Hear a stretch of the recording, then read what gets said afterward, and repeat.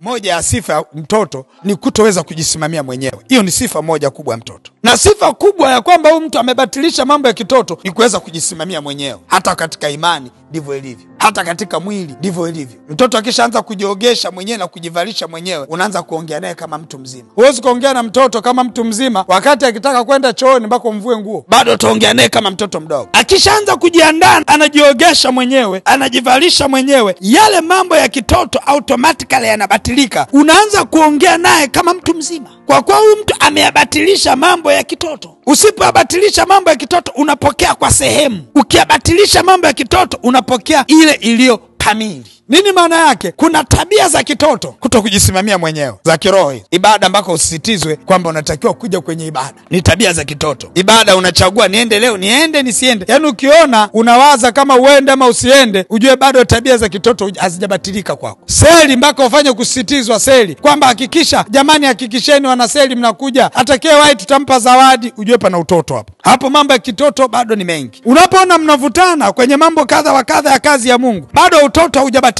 Kakitu kadogo mtavutana kwa ajili ya utoto. Hasa angalia, kuna hasara kubwa sana ya kuwa mtoto na kuto kubatilisha utoto. Hasara kubwa ya kwanza, unapokea kwa sehemu, haupokei ile iliyo kamili. Yaani ukiomba baraka, Mungu naomba nibariki, Mungu inabidi ambariki mtu mwingine ili wewe aje kukupa kwa sehemu, kwa sababu bado mambo ya kitoto hayajabatilika. Mungu naomba unibariki, naomba unibariki, lakini wengi huwa wanaomba kwa ile iliyo kamili, lakini ndani kama una mambo ya kitoto, hata kama ukuomba iliyo kamili, utapokea kwa sehemu kwa ajili ya utoto. Kuomba ile iliyo kamili ni nini? Watu ni wataalamu sana kwenye kuomba hapa. Baba, ninaomba nipe nyumba. We Mungu ulisema ya kwamba tutakosa mahali pa kuishi. We Mungu ulisema. Wanaomba kwa kamili. Mungu naomba nipe gari. Mungu naomba nipe mume. Naomba nipe watoto. Unaomba kwa kamili. Ila maisha yako yana utoto mwingi, hayajabatilisha mambo ya utoto. Wakati unaomba kwa kamili, kanisani unakuja na siku unaotaka. Wakati unaomba kwa kamili, umeishi kama muumini, ufanye kazi yote ya huduma. Wakati unaishi kwa kamili, uzae hata kumleta mtu aliyerudi nyuma. Wakati unaishi unaomba kwa kamili, bado kuna